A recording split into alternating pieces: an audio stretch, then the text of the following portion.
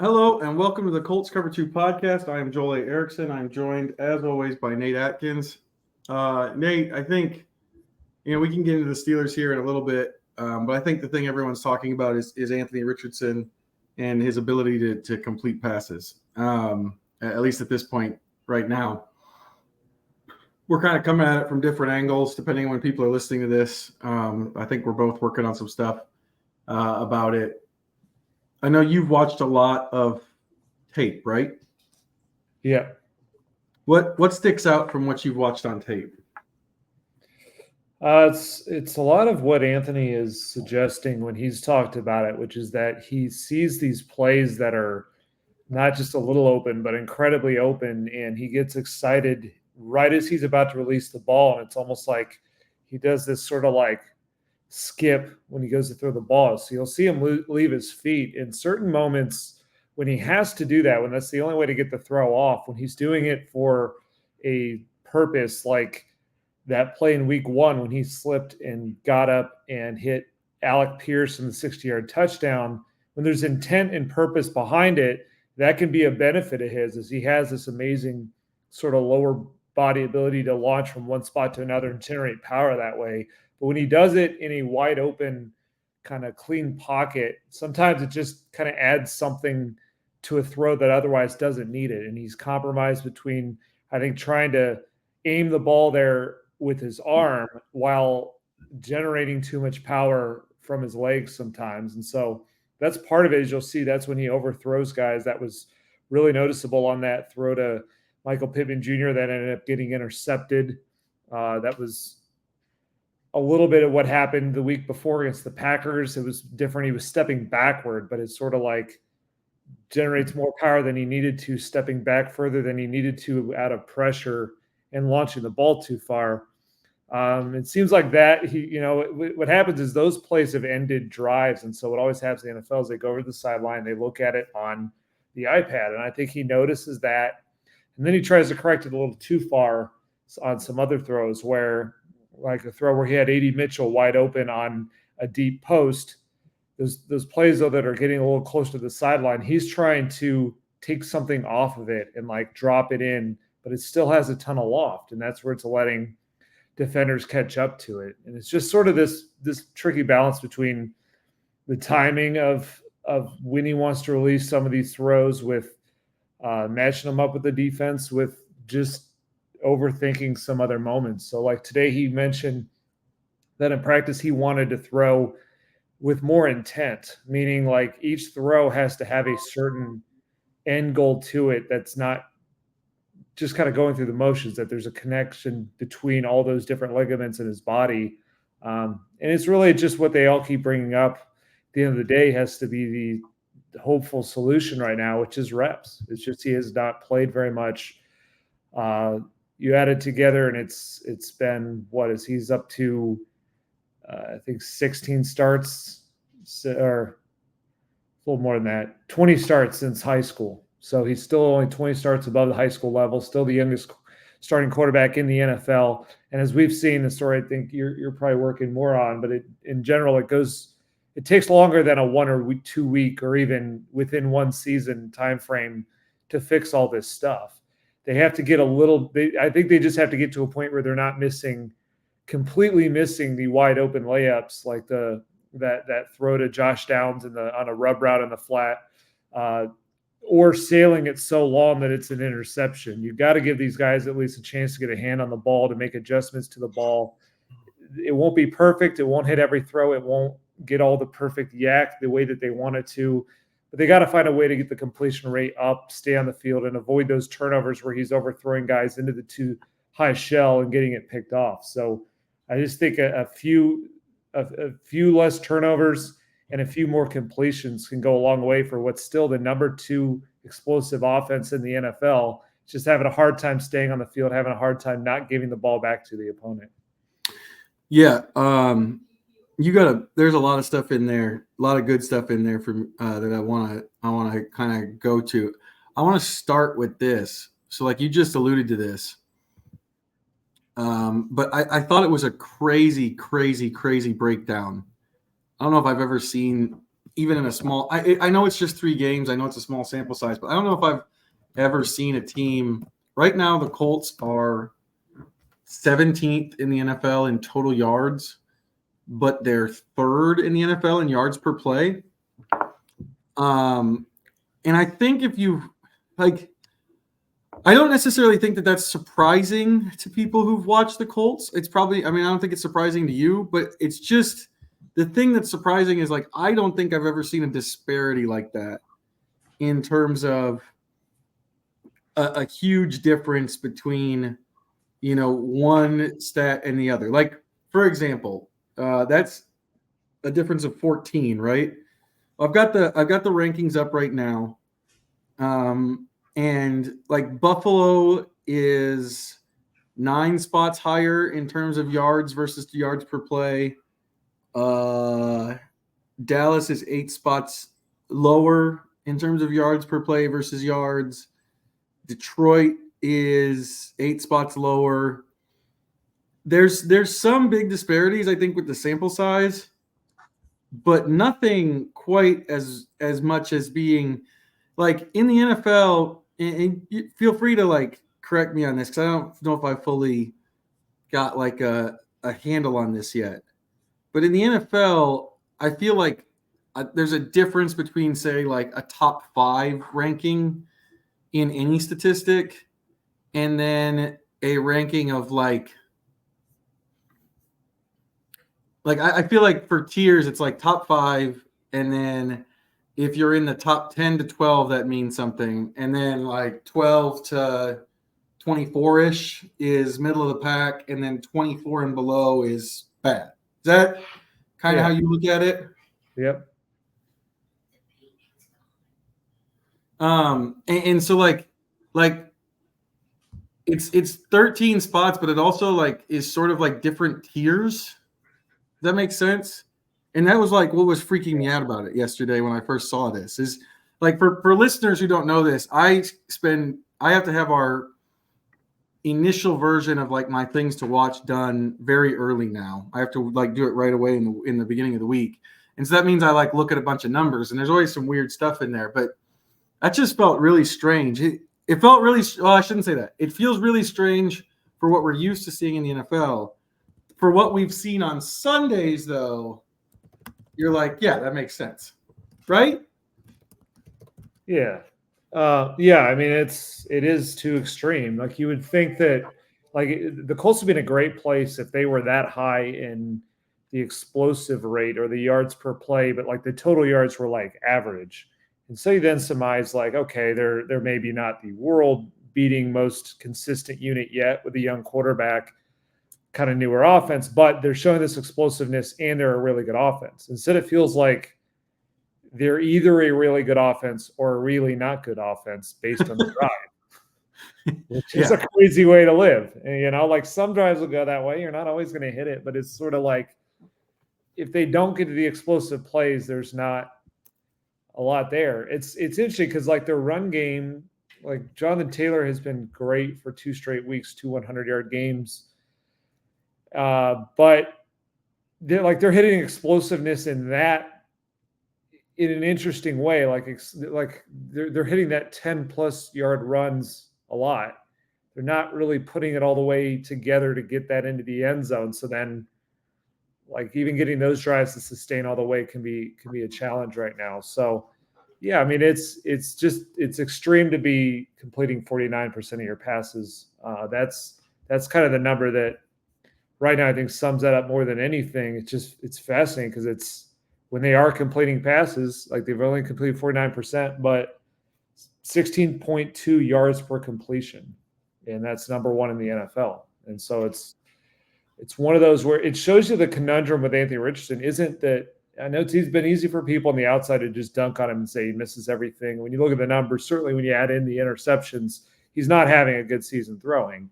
But it's not that he just can't hit any of the passes. It's like he hits some of the really difficult ones or the ones where he does hit. It's like that's all he has to do to really turn this explosive. And it's just so all over the place. And then the downside of it is the ones he's missing are missing by so much that they're interceptions. So That's kind of the difficult spot that they're in, is trying to wade through all that, where you want to take shots because you're seeing the payoff on some of these plays. Like, he is still at 8 yards per attempt, even though he's only completing 49%. And if that's the number for the season, that number will be pretty darn good. Anything 8 and above is above average, getting into a higher tier, top tier, like 8.5 is usually around where, like, or upper 8s is where like the NFL leader is.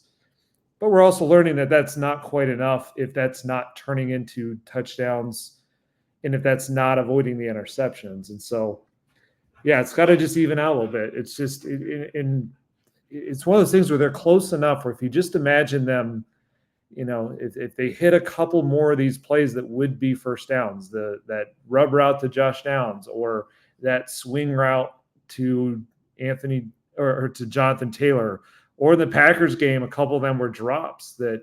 So there's a little bit. It's more than just Anthony. It's drops by Michael Pittman Jr. and A.D. Mitchell. It's not that those were not going to be the explosive plays, but those would have been the first downs to keep them on the field to get at least 3 more plays. Where we're seeing when 10% of their plays right now are going for explosive gains, you got to get them more plays. It's just going to be the way that this has to go, and then you just never know where that play comes when Jonathan Taylor, rips off a 20-yard run up the left sideline. Or eventually, I think what we need to see or are going to see is Anthony Richardson pulls the ball on the rare occasion that they converge on Jonathan Taylor, and he's already run for 8 first downs. And then we know what the deep passing can be, especially if they stay on the field and they're running more run plays, defenses come down and converge into the box, they can hit those. So I think this week's going to be a great test of that, because the Steelers are ranked super high in defense, but their style so far has been single high defense that throws a lot in your face. They expect quarterbacks to not be able to handle that.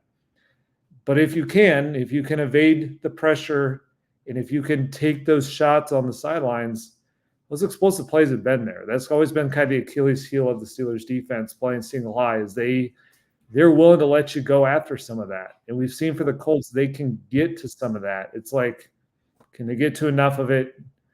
And can they avoid turnovers while they're doing it? This week's going to test a lot of that against the Steelers team that's also number 2 in time of possession. So it's like, if you don't hit those and then you're punting, you're playing into how they want you to play, or you can beat them by the one way that they're giving you that's out there to play. So big test for this Colts offense this week. Yeah, this is you touched on this too, so this is going to lead into something else I was poking around in, and it turned into an embarrassing string of tweets from me. So if you saw those, still not my favorite thing in terms of responding to people. But I did want to get to the numbers. So Anthony Richardson, there's only a 3-game sample size, and so I think that some of these numbers would probably get more towards like the mean if we're talking about full season. It's not necessarily fair to do full season comparisons yet, but it's all we have in terms of it. And right now his intended air yards are 12.6.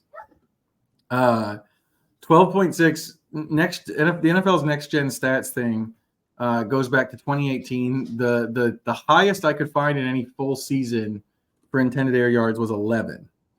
And since we're talking on the podcast, we can get into this a little bit more. Like, you can't do it as much on Twitter because you don't have enough characters, blah blah blah. I'm just going to start out by saying I don't fully know what to make of this. I've been trying. I've got a couple of like things rolling around in my head, or maybe we can do some therapy here. You could help me find a way to look at it. But like, the highest is Josh Allen's rookie year at 11. Other leaders in this category include like Will Levis last year, Joe Flacco in a backup role in maybe 2020-ish, which I think some of it is small sample size stuff. Like Matt Stafford has one of these in 2019, but he only played 8 games that year. Russ Wilson, the last year of his Seahawks career, which is like a weird year because like the touchdowns, interceptions look okay, but the Seahawks got rid of him. I'm trying to think who else was on this list. Let me look at my text messages because I sent it to. I think I sent it to somebody.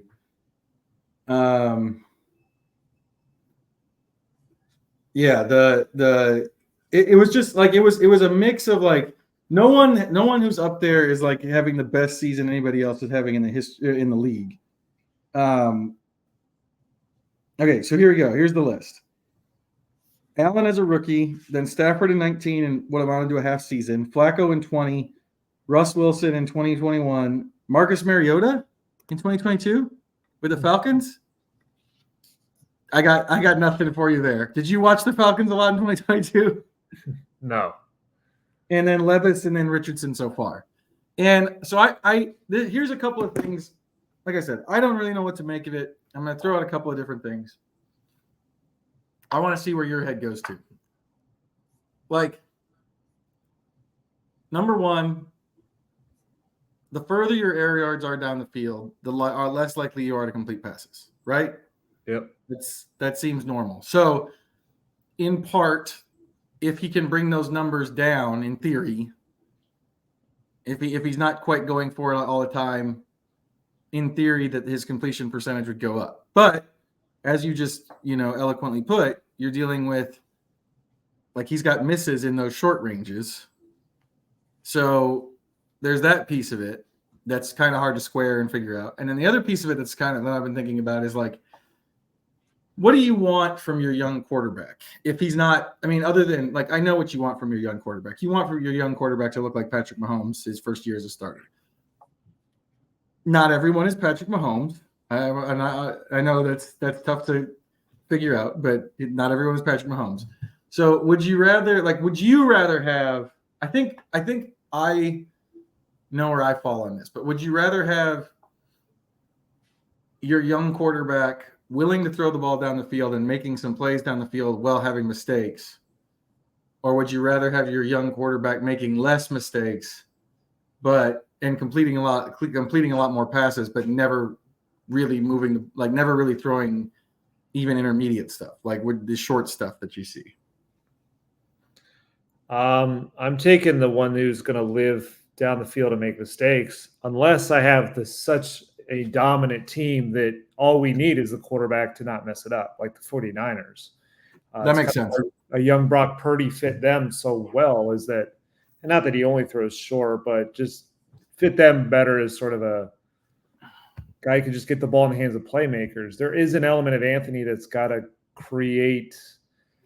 His skill set helps create a lot of these. Like he has an arm that can get the ball that far down the field. Two guys who can fly down the field like Alec Pierce and Ashton Doolin and A.D. Mitchell. He can extend the play to make some of this happen too. And really, the encouraging thing is that you're not seeing Anthony play scared in any way. Is that he continues to go after those shots. I see that in the run game too, where he's he's lowering a shoulder on guys at the goal line.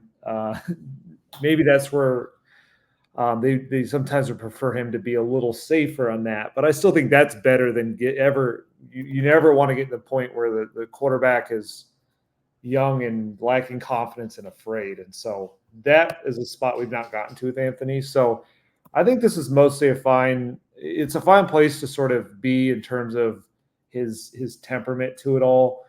But you do have to get it sort of intentionally going to fix these. And I have noticed a shift out of Anthony just in the past week, where I think the first couple weeks, partly because they hit those big plays against the Texans, first couple weeks, he didn't seem like he thought the accuracy was a big deal. And also his coaches talked as if they didn't think it was. So I think it was sort of, he's kind of relaying their messages, but it felt like more of a, well, you're just going to miss some throws, but I'll play more and then I'll hit the throws. And now he's talking this week about being intentional with every throw in practice and looking at the film to find the specific mechanical issues showing up on game day that he doesn't think are there during practice, and why is that different?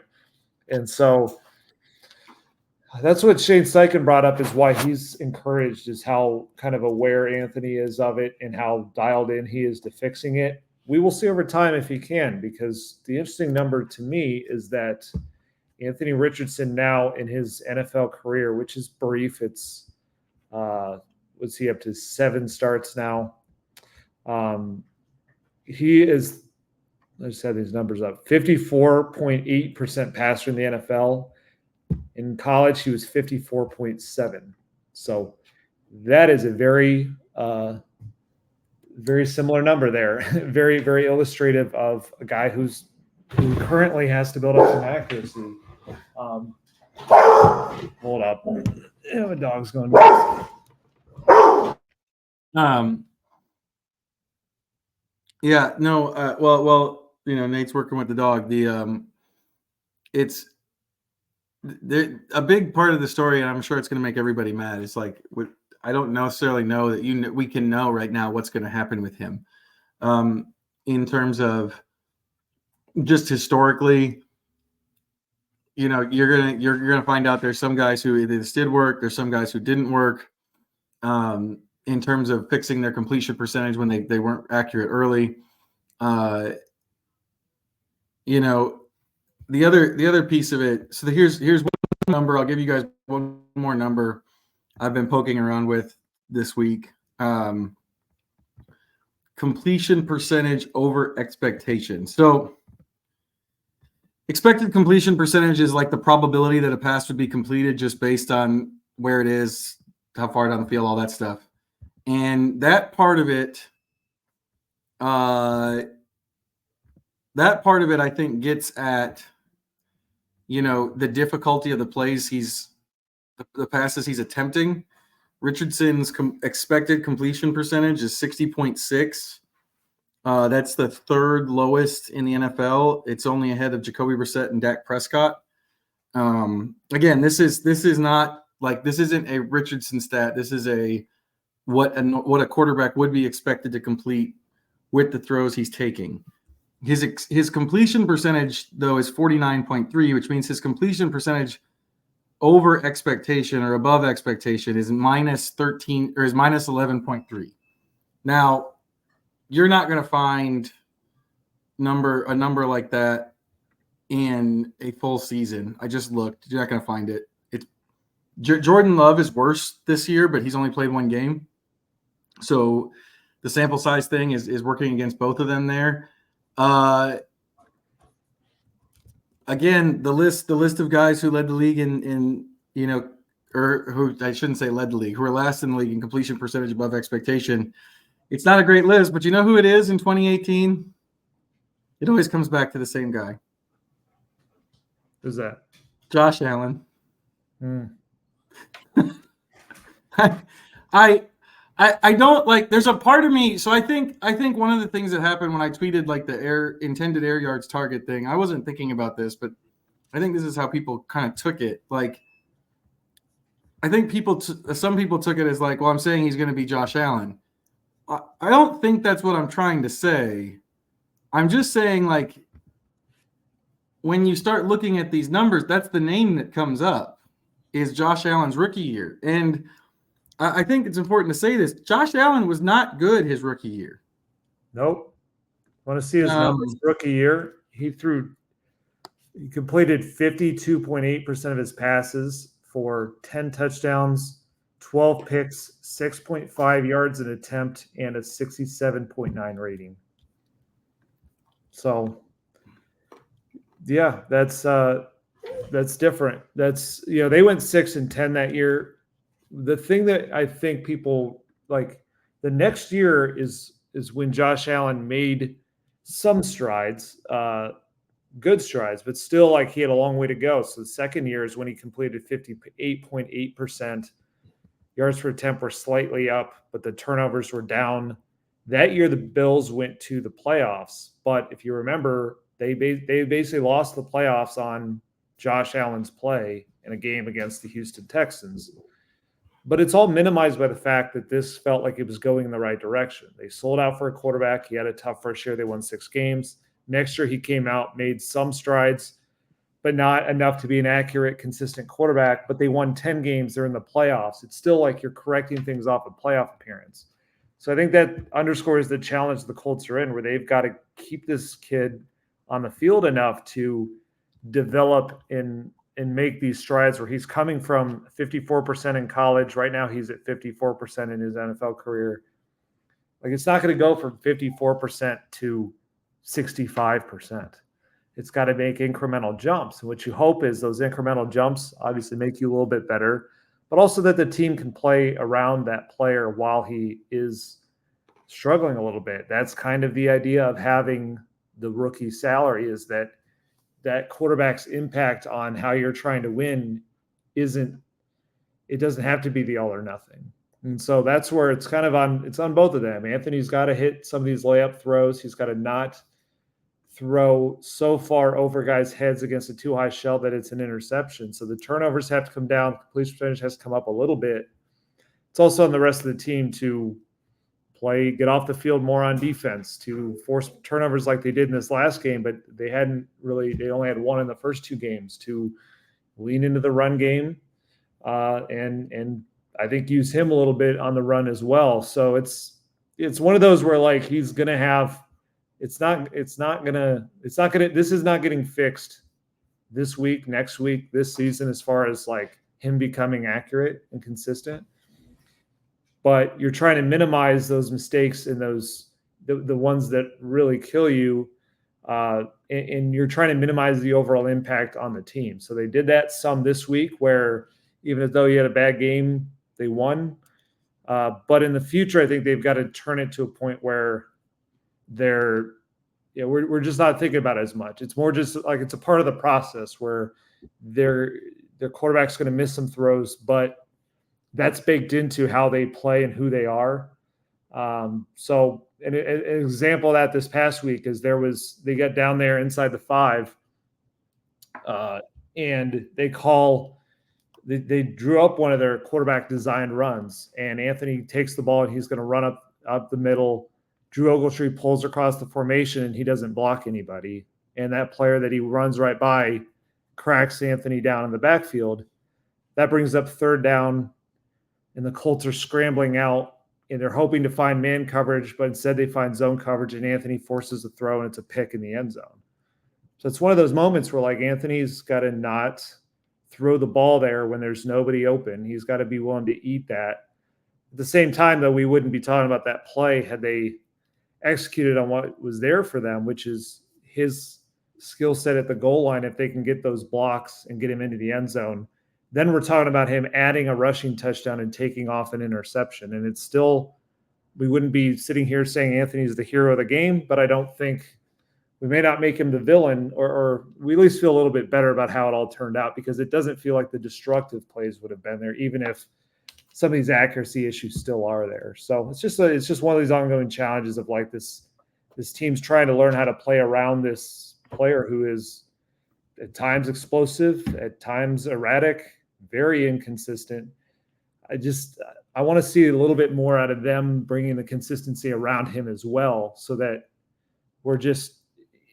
it just feels like right now, every time Anthony makes a miss, the offense is off the field. Like it comes down to that miss.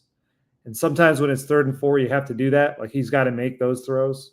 But I feel like there's a few other times where there are some plays to be made out there that they can all kind of come together, and everybody, Anthony and the teammates around him, can play a little bit better, so we are less focused on some of these accuracy misses. One of the other things I've been thinking about while we've been – oh, by the way, I wanted to give you credit. Excellent First Impressions podcast advertising with hero of the game and villain of the game mentions. Like that was very seamless. Good work. I'm ruining it now by calling it. Yeah, I'm ruining it now by calling it out, but just wanted to give you your props for that. The other thing I've been thinking about with these numbers is like, especially the NFL Next Gen Stats. That's what I use when I'm looking for this stuff, is this Next Gen Stats. The hard part here is it only goes back to 18. So, like, I think that's the other reason that Allen keeps coming up, and there's maybe not somebody else, is that it only goes back to 2018. It's not that long. We don't have and some of the other numbers we've looked at in terms of raw completion percentage goes back to like we're going back to like 1999, more of a larger swath of modern day quarterbacks. You can't do that with Next Gen Stats. They didn't have it. So that's the other piece of this, is that like you just don't have the same amount of of data as you do for raw completion percentage, using the advanced statistics, which I like doing, and I think it helps you a lot. Like, it also doesn't. They don't have, the problem is that there's not a big enough database to compare it against something. So there's pitfalls in all of this. We like I said, both of us are going to have a lot more in our stories. But obviously, I think the other thing here, and you've already touched on this, I think this might be the last thing we talk about before we move on a little bit to the Steelers. But you already touched on this. Anthony Richardson's upset with himself. Is that fair? Yeah. That was my big takeaway from his media session today, is he's not happy with himself. Like, he's taking every opportunity to say, like, even in terms of wins, like, there's one answer, I don't have it right in front of me, but there was one answer where he was asked about, like, the importance of getting a win. And even in that one, he said, yeah, it's good to get a win, even if you don't have good individual performances, which, based on everything else he said, he's not calling anybody, he's calling himself out there. And I thought that was interesting that he's been, everyone by now has seen the video, I think, of Richardson in the locker room after the game saying he'll be better. That's something that sticks out to me. It's just he's feeling it a little bit from the last 2 weeks. He's feeling some negative stuff. Yeah, it's a really interesting contrast for him between, like, there was some bubbly excitement for him because he was so glad to have his first moment of getting a win with a team and getting through it and seeing their plan come together and being able to give a victory speech. So there was like a brighter overall mood to him, because when he talks about like winning is the most important thing, you still see that in those moments. But I do think once he started flipping the page to diving into his individual play, and that's in assessing where he's at, that's when he realizes they're lucky. They're kind of lucky, not kind of. They're pretty lucky to have won with how he played the other night, with 2 interceptions and no touchdown passes, and like a quarterback rating of like 37. And some of that was, it took a lot of different pieces. It took Jonathan Taylor running crazy. It took the Bears doing everything they did to not score at the goal line. And it took a Hail Mary getting down at the 1-yard line. I think he realizes that, like, this, you can be, it's fun to win, and it's you don't need to like lose your mind because you won and you can make corrections off it, but it has to change. And I think he's striking a good tone where he's not just along for the ride, happy. It's only a problem when we lose. Like, he's trying to find solutions before they become the problem, the reason that we're talking about this team didn't win a game. And so what I thought was interesting today too is his I asked him right off the bat about looking for the accuracy answers, and he said that he's been listening to the noise. So I thought that was interesting. It's one of those things where, like, of course, you don't want a quarterback getting too consumed by kind of what people are saying or what the overall impression and reputation of him is. It's also nice to have a quarterback like be aware of his limitations and what's going on with him. We've had a couple quarterbacks here in the past few years, I feel like, didn't do that enough. Look at what they're not doing right and get that fixed before it becomes a season-long problem. So he does seem very intentional about going after it, but we are going to find out whether that's, how much does hard work fix this and how fast does it fix it? I think based on some of what you laid out with Josh Allen, and Jalen Hurts is a good example of this, and there's been other ones who've improved accuracy, but it's taken a certain threshold of starts that's way more than he has. It's more about, like, they just have to make incremental improvements, limit the disaster. And I think if you really hold him to it, he said this after the Packers game, he knows he's going to miss a few throws here and there. It's the turnovers. Like, turnovers are losing plays. He can't be leading the league in interceptions right now.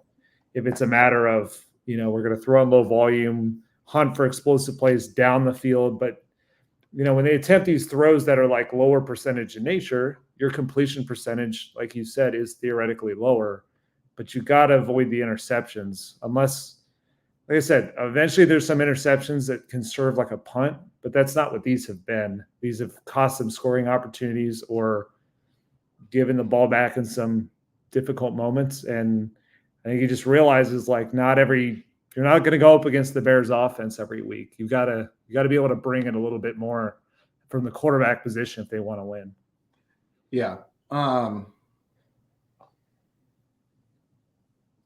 don't know if I have anything to add there. We've talked for 35 minutes now about Anthony Richardson's accuracy. I know, but I understand that that's like the thing that everyone's talking about. So I don't think that's a problem. I was just thinking about like if his completion percentage above expectation was even just 0, since his expected completion percentage is 60.6. Like, if you're talking about, oh boy, we're going to try to do math real fast here. Hold on, kids.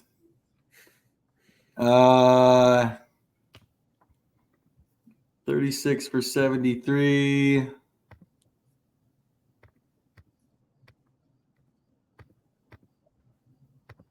So you're looking at like if he was closer to where his expected completion percentage is, that's like 44 completions. 8 completions over 3 games is a lot of completions. Like it could change that like it's not perfect, but that could change that changes the whole tenor of what we're talking about, right? Oh yeah. Because like I said, 8 completions, a lot of the ones that you would draw up as misses were first downs. And so far he's only generated 18 first downs on 73 attempts.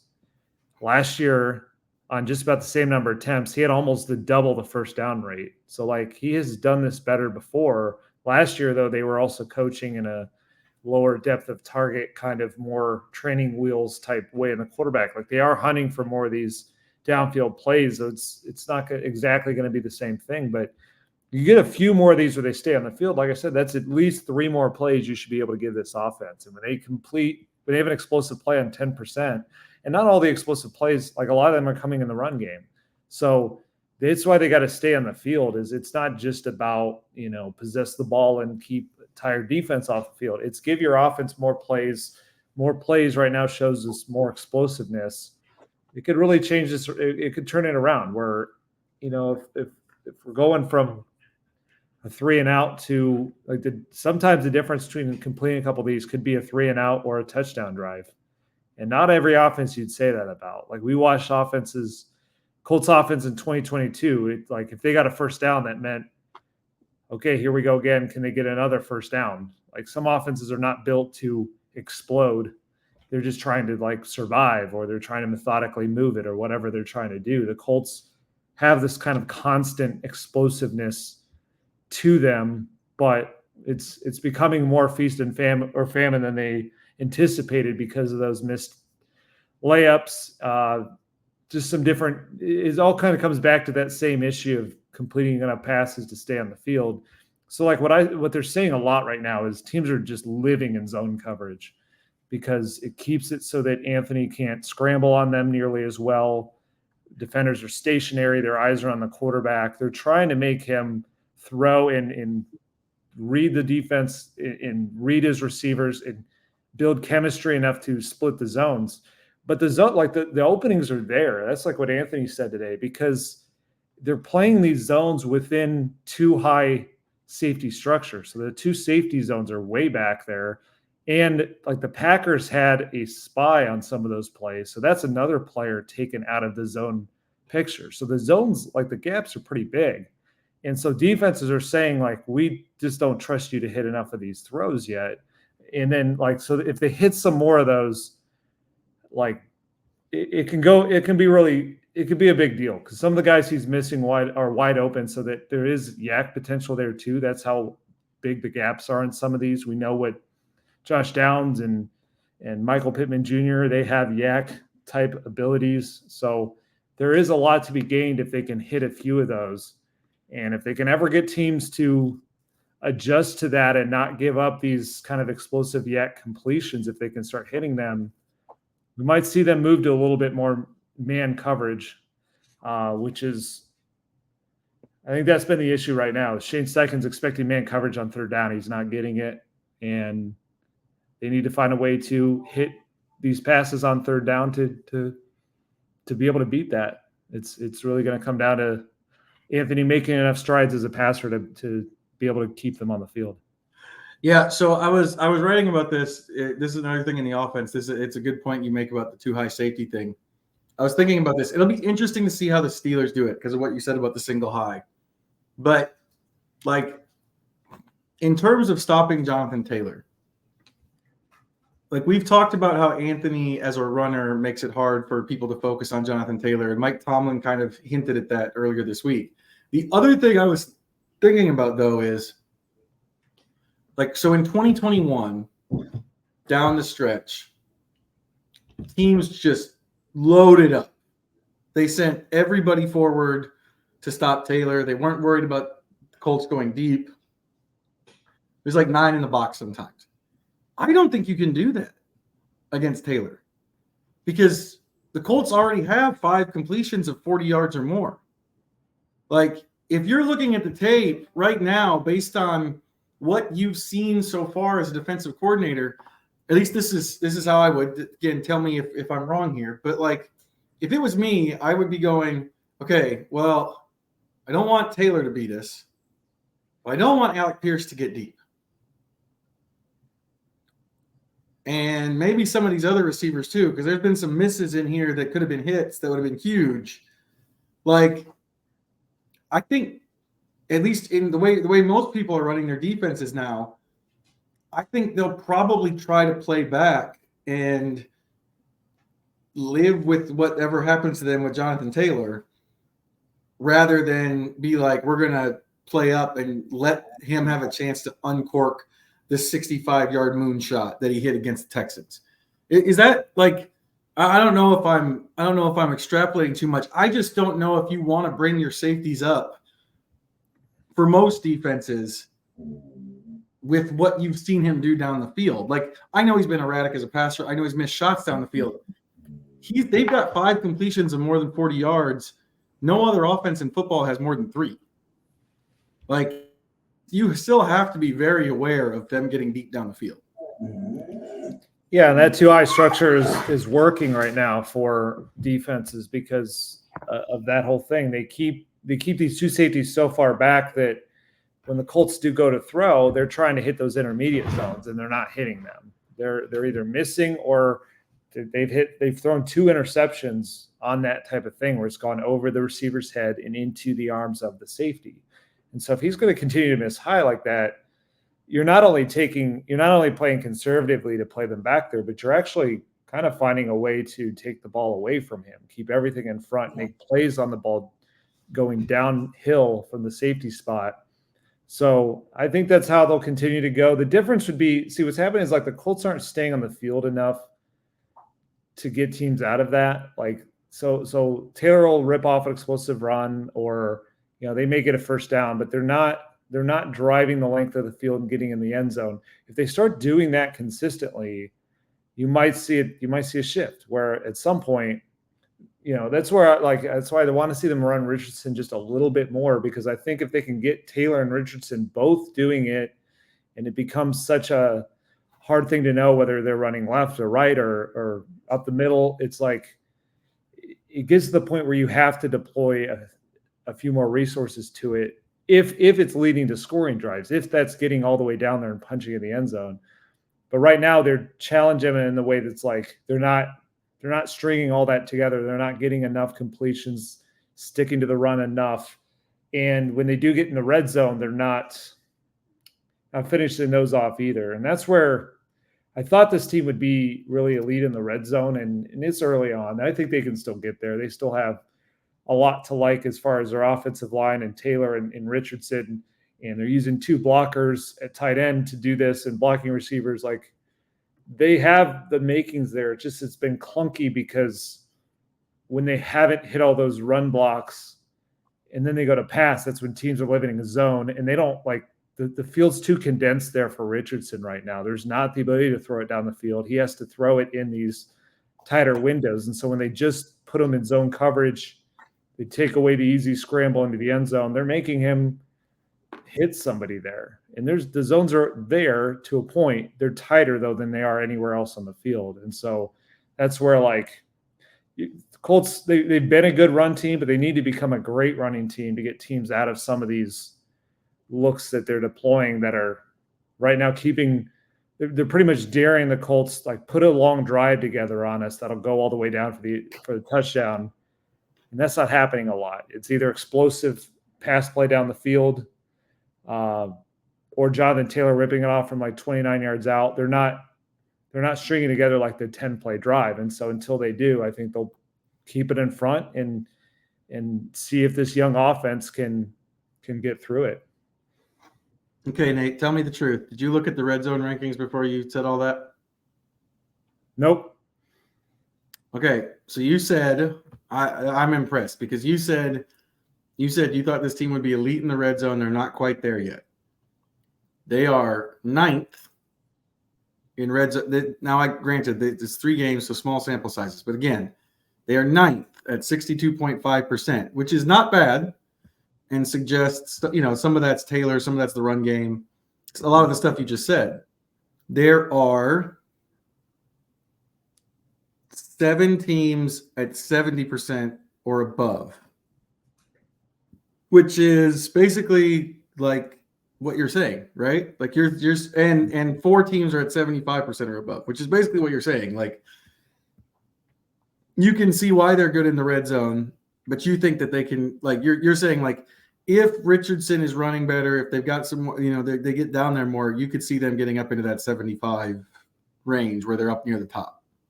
Yeah, I think that's got to be their game is just dominating the red zone. You saw, like, when they forced that turnover from Latu, that was like how would like this thing to look, where all of a sudden they're sort of introducing multiple elements to that. That's when they did the inverted veer. So they used Taylor to pull the linebacker kind of horizontal down the line so that Taylor could follow, or for Richardson to follow Quentin Nelson up the gut. And yeah, there's more to them than in the red zone than we've seen so far. And I think that's kind of getting to the point, is that they'll get their scoring. If they can be a dominant red zone team, then it becomes, well, how do we get more red zone opportunities? And some of that's going to come down to, can they force teams to drop back to get some of those turnovers under pressure, their pass rush? Can they also, this is where it's like, complete a few more of those first downs, introduce a couple more rushers to this element, get to the red zone more. And I think that's where a lot of the answers are going to come, is once they get in the red zone, they need to be a 75% red zone team. And I think if they do that, then this formula can come together where they're getting 7 instead of 3, or in the case we saw on Sunday, they were getting 0 when they have a turnover in the end zone. That's where this all comes together, where the defense gets to play the way it wants to play. The only way it's really built to play with some of the injuries in the secondary right now, which is get teams dropping back, get teams trying to deal with Latu. And right now it's, we'll see where Kwity Paye is, but they've still got Dio Adengbo and Taekwon Lewis, and they can still throw some guys in your face. But that's the thing. There's upside in this team if they can hit a few more of these plays to stay on the field and be a little bit more of a consistent offense than they are right now, which is very not consistent. Okay, so we've been a super offensive podcast so far. Notice I said offensive, not offensive. We've not been, well, maybe we've been offensive. Not like in like a, moral way. Maybe we've offended somebody in some way, shape, or form. But I just want to touch on the defense real quick, specifically in the matchup with the Steelers. The Steelers are averaging 17 points per game. That is not a high ranking in the NFL, even in a league where the scoring is down. 1, 2, 3, 4, 5, 6, 7. There are only 8 teams scoring fewer than that. Now, they are undefeated. I know they're undefeated. I know Justin Fields is a big storyline. The Steelers aren't a good offense. This is what I'm trying to get to. It's not based on what we've seen so far. It's not a good offense. I'm going to just read some numbers off to you. 28th in yards per play, 28th in rushing yards per carry at 3.6, 21st in passing yards per dropback. They are 31st in red zone percentage. They're only converting on 25% of those. And then obviously 24th in points. The one thing that they have been good at, and this is not good for the Colts defense, is the Steelers are 7th in the league in third down percentage and third down conversions. But overall, looking at those numbers, like they're not Chicago bad, but they're in Chicago's range.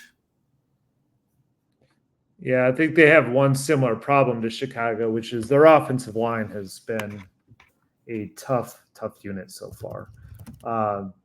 So like there's a lot of change going on with the Steelers. Obviously, they have a new offense coordinator, Arthur Smith, new quarterback in Justin Fields. They kept kind of all the skill players ever since they traded Deontay Johnson to the Panthers. But this thing is, if you remember Arthur Smith, which Colts have faced a lot over the years and it is usually not gone their way. When he was offense coordinator of the Titans with Derrick Henry, and then last year with the Falcons with Bijan Robinson, when he's had that star running back, he runs this sort of wide zone run scheme that gets them to the edges, and then they work play action off of that. And it's in the past, it's worked really well. It hasn't come together for the Steelers, I think, a lot because of their offensive line issues.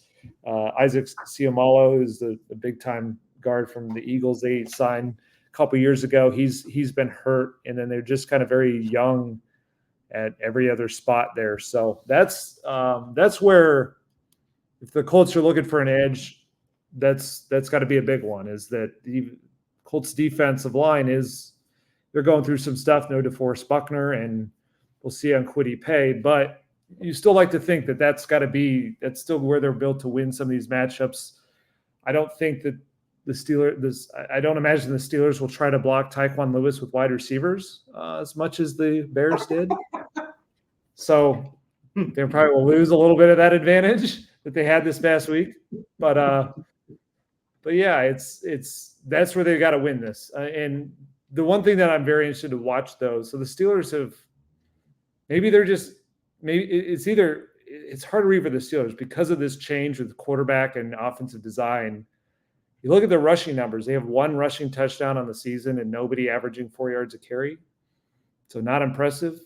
At the same time, though, they do at least have the kind of multiple rusher element that the Packers had that gave this team problems. When you introduce the running quarterback and deciding, will he keep the ball? Is he going to hand it off? Colts didn't have to worry about that last week with the Bears. So they just sold out. And they really put a lot into that run defense where they were creeping Nick Cross down into the box late, pretty much saying you can hit a few throws to these wide receivers, which the Bears hit several, but they didn't think that offense would consistently drive down the field if they're dropping back to pass against the pass rush, and that would end up being a good bet. This is a little similar and different in that Justin Fields is, you can challenge him to throw and complete the same way. He's a little more experienced. He is still a mobile quarterback. So really, to me, it comes down to sort of the run defense factor of the wide zone run scheme when you're adding in that mobile quarterback. So I want to see what the blend is between Arthur Smith using some of those wide zone concepts that have gotten the Colts in the past when he's had stars like Bijan Robinson and Derrick Henry, blending that with what the Packers just showed with their mobile quarterback and trying to expose, which I still think you got to go after some of the potential leaks in this Colts run defense. I know they had a nice game last week, but, no DeForest Buckner is going to be in effect. Now you have, I think the Colts found something playing Grover Stewart and Raekwon Davis at nose tackle, but yes, I like Raekwon Davis. Yeah.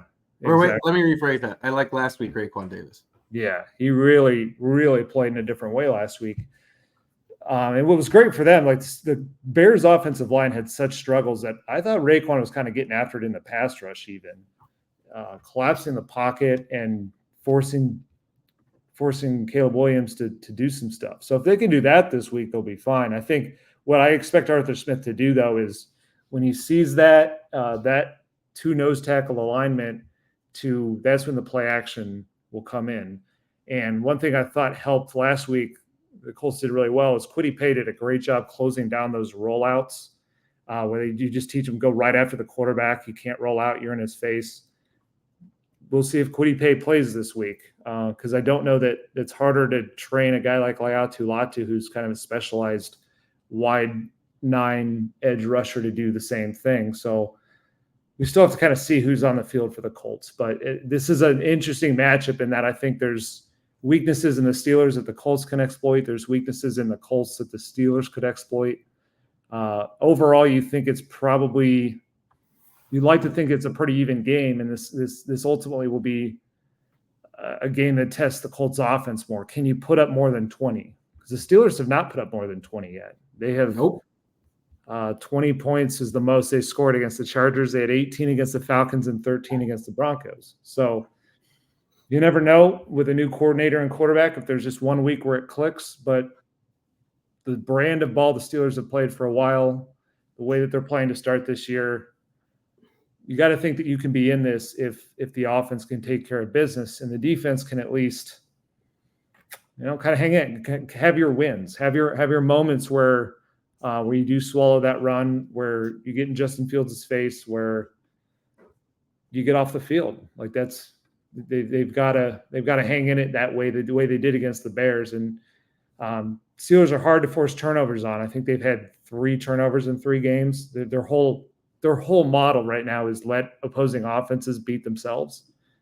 So it's got to be one of those games where I expect them to do the same, but find ways to get off the field and, win in certain moments, short yardage, situational football, and then they've got to get the explosiveness and the consistency on offense that's got to be the unit that rises above. If you're thinking about defense and whether or not the Colts can stop the Steelers, I kind of want to point you back to one thing that Nate said, and then we'll let you guys. I don't know. Depends on how you are. Either get super excited, stew over it.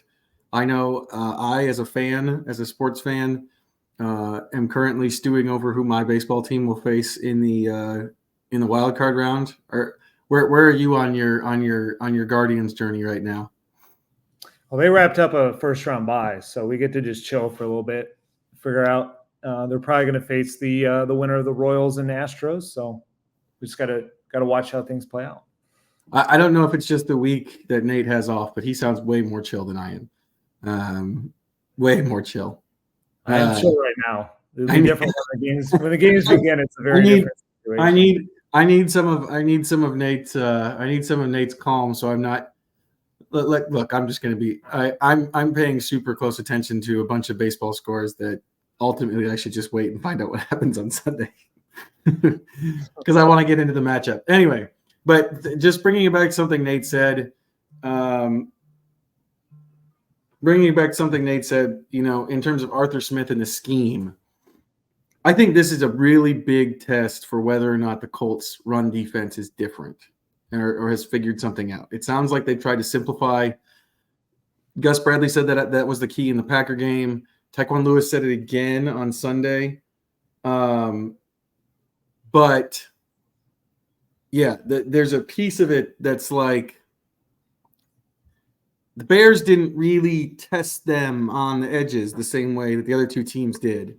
And yes, the Steelers have been really bad, but have you seen what the Houston Texans have done since their offense in the running game, since their offense ran all over the Packers, or just ran all over the Colts? Sorry, I was looking at the Packers. I accidentally clicked on the Packers thing. Yeah. The Texans rushing yards so far, they rolled all over the Colts for 213 yards on 40 carries, right?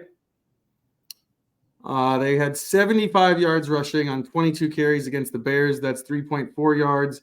And last week against Minnesota, the Houston Texans had 38 yards rushing on 14 rushing plays. Despite a 213-yard game, they are already all the way down to 18th in the NFL in rushing. So If the Colts have not closed down those edges for real, a bad rushing attack could look like a good rushing attack. Well, and the thing I would say is that I think going into the game last week, I was pretty confident the Bears were a bad rushing team. It was more about how bad is this Colts run defense? Have they found solutions, or are they just going to get like it was one of those things where if they couldn't stop the Bears, I don't think they could stop anybody. Well, they stopped the Bears, but I think the reason the Bears struggled don't apply to other teams nearly the same way. The reason the Bears are the bad rushing team is, number one, their backs don't have the best. They don't have a bell cow back. They don't have a back with the best vision. DeAndre Swift can make some plays in space, but I don't think you trust him to always create the most consistent in right ways as a runner. They don't have the quarterback run element, and then they were just going through all kinds of messy situations with their offensive line. The Steelers, the Steelers are more like, we don't know yet if they can be a good run team. They haven't proven it, but they've got a new scheme. They've got a new rushing quarterback, and they have players who've done it before. So Najee Harris has not been a star, but he's been a good running back, 1,000-yard running back. And Justin Fields is worth remembering. Just 2 seasons ago with the Bears in 15 games, he ran for 1,143 yards, 8 touchdowns, and led the league with 7.1 yards an attempt. So that's the athlete that's there at quarterback who's going to do some design runs and be a threat in the way that the Bears were not asking Caleb Williams to do. So it is going to change something. It is going to challenge them in a different way where if the Colts ace this test, I'll feel better about where they're at because it means they can handle the mobile quarterback, and it means that they're winning against some players who've done it before. Even though there's offensive line struggles, it's like at least we have a formula now. At least we know like if they can win some of these upfront matchups, like I think Zaire Franklin and EJ Speed showed you when that's the case, they can clean up. It's like, are they at that level yet though? And then this is a game for the Steelers to figure out, do we have a run game this year? It hasn't gotten going yet, but this needs to be the week that they look at from their perspective with no DeForest Buckner, and we'll see on Kwity Paye, but a run defense that's been had against mobile quarterbacks. For them, this needs to be their week to prove it. So that's the matchup I'm most interested to see is sort of the Arthur Smith wide zone run scheme with Justin Fields added in, and see how the Colts have adjusted to that. If they've really cleaned up this run defense, this team's going to have a much better chance. If they have not, that's where it's going to be harder for them to win without a guy like DeForest Buckner to clean things up. And as we all know, 1-3 feels a whole lot different than 2-2, especially since the game after this. Oh yeah, Jacksonville. At Jacksonville. And remember with that game, it never matters how the Jaguars are playing going into that game. Nope. So, not one bit. It is a really huge game in that way. It's like you can either be 2-2 on a 2-game win streak, or you could be 1-3 headed to a place that's terrible. Wait, is that what you meant? Is that where you're going for? Something like that. Not where they want to be. Also not where I want to be.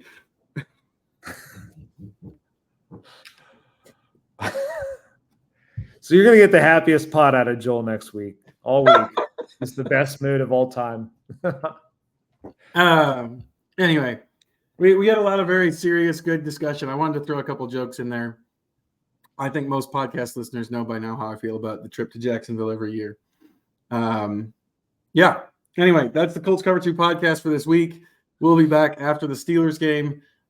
It really, I feel like we said this last week, but after what we just laid out, this feels like a really important game for what this team can or can't do this season in terms of sort of cementing whether or not those first two games, especially defensively, were an aberration or more of what we should expect in terms of the run game. So that's me for the Colts Cover-2 podcast. I'm Joel A. Erickson. This is Nate Atkins. We'll talk to you again on Sunday.